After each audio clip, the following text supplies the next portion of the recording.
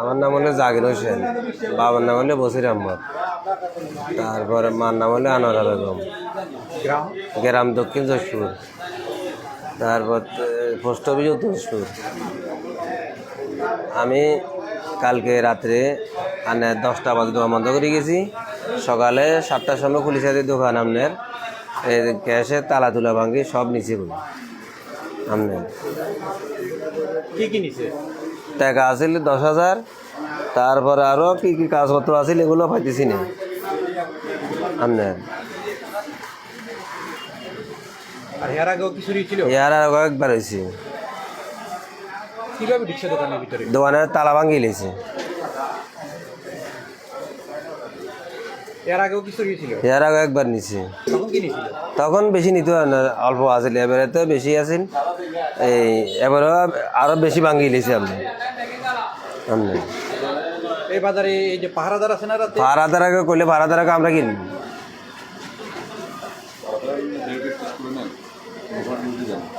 তো এই বিষয়টা আপনি বাজার যিনি সভাপতি বা সেক্রেটারি ওনাদেরকে জানান নাই? ওনাদেরকে আগে জানাই না, আজকে জানামু আপনি।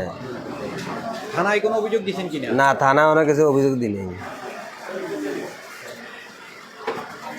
আমরা ফোয়ারা প্রতি 150 টাকা করে দিই পরুদের, এটা বাজার হরাদের জন্য।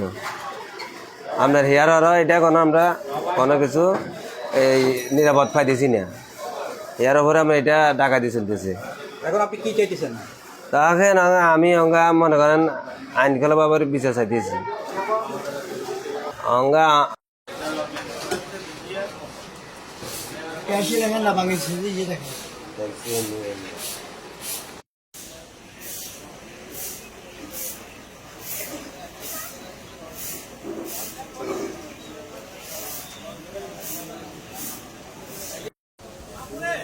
জি, আবু দোকানে কালকে রাত্রে ক্যাশ ভাঙ্গি এনে টাকা পায় না, ক্যাশ গাঁটি গুড়ি গেছে বইগুলা তোরে।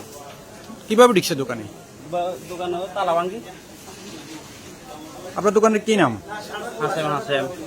দোকানের নাম? দোকানের নাম নাই, সে তো আরো আগে তো না, এইখন যে 3-4 বছর পর্যন্ত ক্যাশ গার্ডে আনটা হিলে টাকা দোকান রাখি না। এখন আপনারা এখন কি চাচ্ছেন? আমরা এটা বিচার চাই। আমি আমাদের কালকে রাত। আপনার কি নাম? আব্দুল হালিম মজুমদার। পিতা? পিতা হচ্ছে সালে আহমদ মজুমদার। আপনার দোকানের কি নাম? দোকান আমার হচ্ছে মজুমদার বাণিজ্যালয়। কি হয়েছে বলেন তো?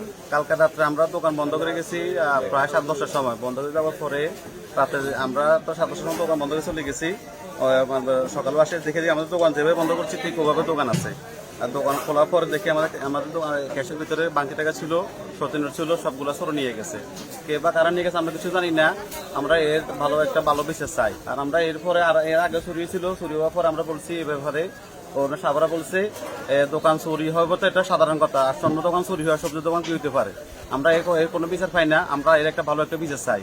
কে বা কারা এগুলো করতেছে, কারা করতেছে, এগুলো একটা ভালো একটা তদন্ত করা দরকার।